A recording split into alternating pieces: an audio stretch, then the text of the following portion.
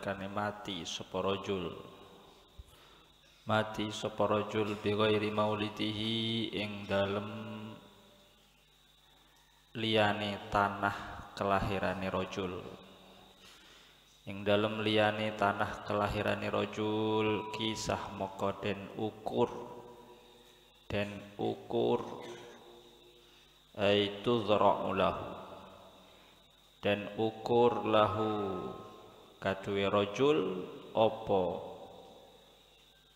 min maulidihi saking tempat kelahirane rajul ila munqata'i atharihi sampai gon pegote labete rajul, ila munqata'i atharihi sampai gon pegote labete rajul, tempat pegang ajelah rajul fil jannati ing dalam swarga. Innar rajul idza mata, sesungguhnya seorang laki-laki idza mata ketika dia meninggal dunia, meninggal bi ghairi maulidihi, meninggal bukan di tempat kelahirannya, meninggal bukan di tempat kelahirannya. Misal tempat kelahirannya di Madura, meninggalnya di Jakarta, di Kalimantan, di Papua, artinya meninggal dalam keadaan ghariban,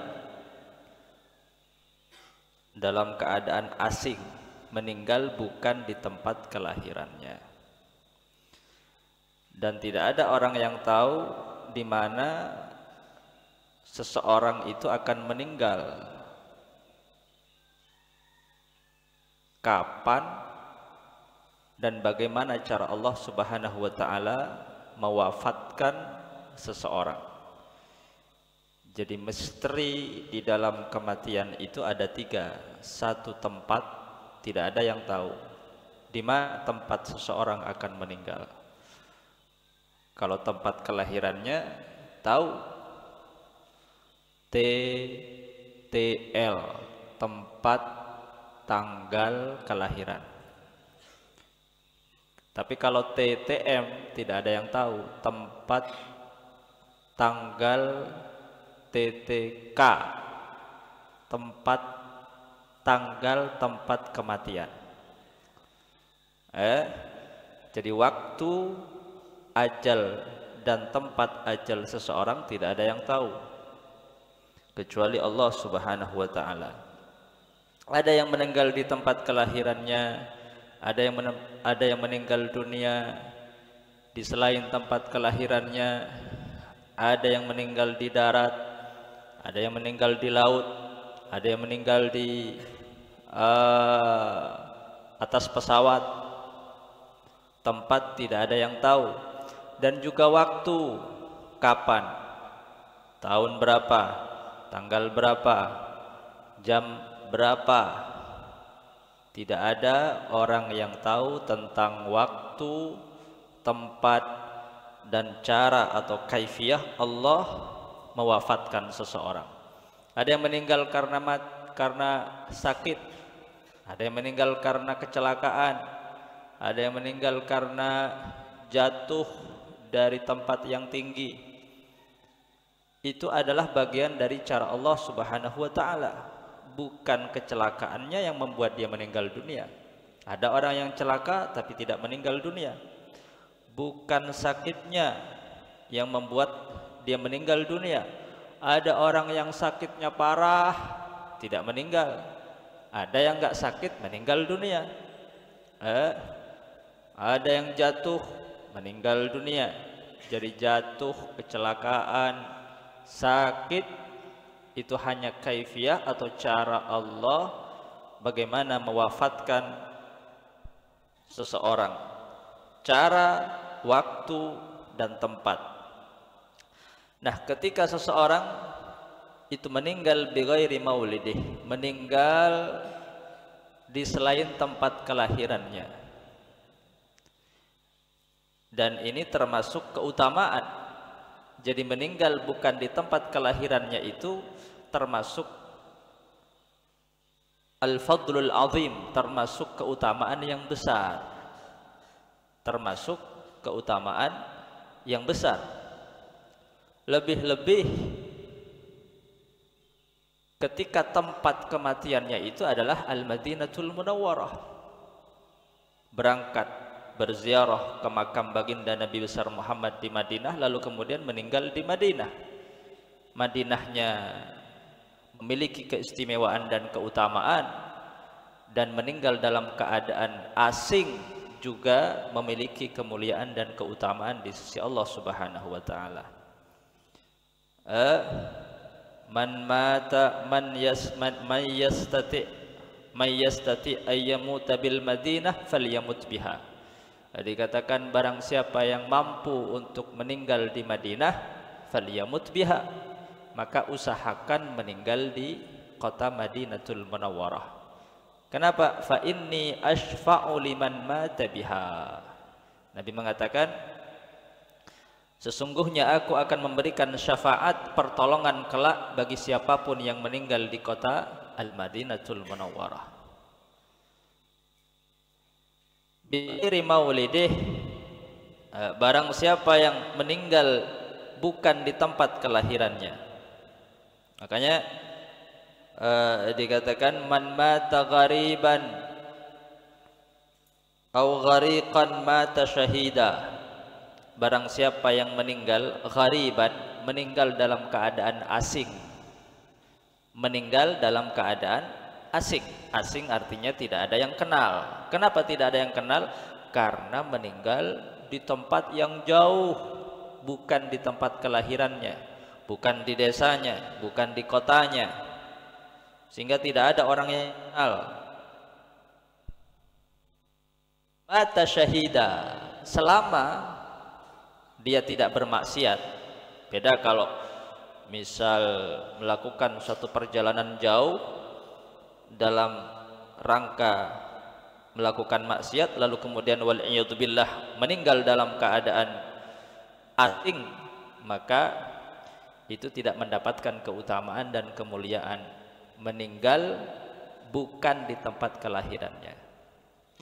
Jadi orang yang memiliki keutamaan meninggal bi ghairi maulidih itu ketika dia meninggal bukan di tempat kelahirannya dalam keadaan tidak sedang bermaksiat kepada Allah Subhanahu wa taala. Tidak sedang bermaksiat kepada Allah Subhanahu wa taala. Misal keluar dari rumahnya untuk merantau, meninggal. Keluar dari rumahnya untuk melakukan perjalanan silaturahim, meninggal. Atau keluar dari rumahnya untuk berziarah, untuk melakukan manasik haji, meninggal dalam perjalanan ta'ah, bukan perjalanan maksiyah. Kisah. Nah, apabila demikian, artinya dia meninggal bukan di tempat kelahirannya dan bukan dalam rangka sedang melakukan maksiat, maka dia akan mendapatkan keutamaan dari Allah Subhanahu wa taala. Apa keutamaannya? Kisah lahu min maulidihi ila munqata'i atharih fil jannah. Kelak ketika berada di alam barzakh, di alam kubur, orang yang meninggal dalam keadaan asing, bukan dalam rangka melakukan maksiat, kisah lahu min maulidih, maka diukur untuknya min maulihi, diukur dari tempat kelahirannya. Misal tempat kelahirannya di Madura, meninggalnya di Jakarta, maka meninggalnya di Jakarta dalam keadaan apa?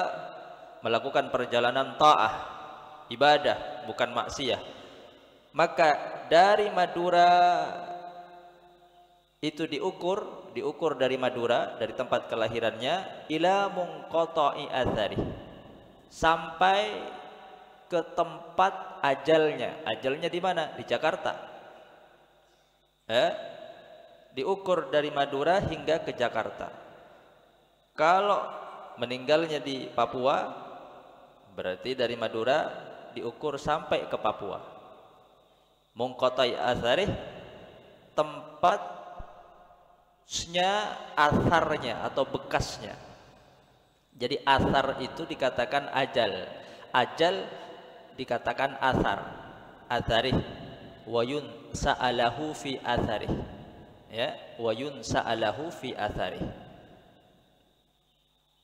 Man sarrahu ayyub satalahu fi rizkih, barang siapa yang mau diluaskan rizkinya, wayun sa'alahu fi atharih, dan dipanjangkan ajalnya.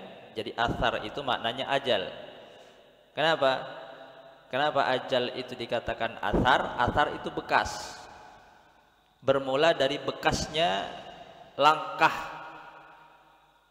seseorang, langkah kaki seseorang. Athar, atharul mashfi, bekas langkah tapak kaki seseorang. Kenapa ajal dikatakan athar atau bekas? Karena ajal itu selalu mengikuti seseorang selama seseorang itu masih hidup. Selama dia masih hidup, maka ajal itu selalu mengikutinya. Seperti bekas itu selalu mengikuti seseorang, mengikuti langkah seseorang. Selama orang itu masih hidup, masih ada bekas kakinya, masih berjalan. Tapi kalau sudah meninggal dunia, maka tidak ada bekas kakinya. Sama, orang kalau masih hidup masih ada ajalnya. Kalau sudah meninggal dunia, maka tidak ada ajalnya. Maka ajal itu dikatakan athar. Sehingga dikatakan wal mar'u ma'asha mamdudun lahu ajalu. Wal mar'u ma'asha mamdudun lahu ajalu. Seseorang itu akan terus hidup, mamdudun lahu ajalu, ya, selama dia masih hidup, mamdudun lahu ajalu, maka ajalnya pun akan dipanjangkan. Nggak mungkin misal orang hidup 80 tahun, ajalnya 70 tahun. Ajal itu mengikuti kehidupannya, mengikuti hidupnya. Kalau hidupnya 80 tahun, maka ajalnya 80 tahun. Kalau atharnya ada, maka orangnya hidup. Bekas tapak kakinya ada, berarti masih hidup. Kalau sudah nggak ada, berarti nggak hidup. Sama dengan ajal. Panjangnya kehidupan manusia itu sama persis dengan ajalnya. Ma'asya mamdudun lahu ajalu. La yantahil umru, umur itu tidak akan habis hatta yantahil ajalu, sampai ajalnya juga habis. Jadi ajal itu mengikuti umur seseorang, persis sama persis dengan umur seseorang. La yantahil umru hatta yantahil ajalu, umur tidak akan habis selama ajalnya tidak habis. Maka kalau orang meninggal dunia, ya karena memang ajalnya sudah habis. La yantahil umru hatta yantahil ajalu, maka ajal itu senantiasa mengikuti umur seseorang. Kalau meninggal berarti ajalnya sudah habis. Kalau meninggal ya berarti apa? Umur yang Allah kasih memang segitu, 70 tahun, 80 tahun, bahkan sampai 100. Makanya athar itu artinya adalah ajal atau bekas, karena ajal selalu sama persis mengikuti umur seseorang. Nah, orang yang meninggal dunia bukan pada tempat kelahirannya, kelak di alam kubur dia akan diukur dari tempat kelahirannya ila munqata'i asari, sampai tempat ajal kematiannya. Di mana tempat ajal kematiannya, maka diukur sepanjang itu. Artinya apa? Artinya kelak di alam kubur dia mendapatkan keluasan di alam barzakh, kuburannya tidak sempit. Semakin jauh jarak antara tempat kelahiran dengan tempat kematiannya, maka semakin luas kuburannya di alam barzakh. Tidak sempit, semakin luas. Itu keutamaan apa? Keutamaan meninggal dalam keadaan asing. Makanya orang yang sering melakukan perjalanan keluar rumah selama dalam perjalanan ta'ah, dalam perjalanan ibadah, maka ia akan mendapatkan keutamaan dan keistimewaan di sisi Allah Subhanahu wa taala. Kalau meninggal mata syahidah. Kalau meninggal kelak kuburannya akan luas, seluas atau sepanjang tempat kelahirannya hingga munqata'i atsari, hingga tempat ajalnya. Fil jannah artinya apa? Artinya kuburannya diluaskan oleh Allah dan dibukakan pintu hingga dia melihat surga Allah Subhanahu wa taala. Dari apa? Dari kuburannya. Jadi dia masuk dalam surga, tapi di alam barzakh dia mendapatkan nikmat kubur, diluaskan kuburannya, lalu kemudian dibukakan pintu sehingga setiap saat dia mampu melihat surga Allah Subhanahu wa taala. Fil jannah, mautul musafir syahadah. Dia katakan mautul musafir syahadah. Meninggalnya seorang musafir itu syahadah, mati syahid. Tentu ketika musafir perjalanannya adalah perjalanan ta'ah. Maka terkadang kita lihat ada seseorang yang tirakatnya itu musafir, tirakatnya melakukan perjalanan ke makam-makam keramat, berziarah, meninggalkan rumahnya, musafir. Jadi perjalanan ibadah, idza mata syahidah. Mautul musafir syahadah. Termasuk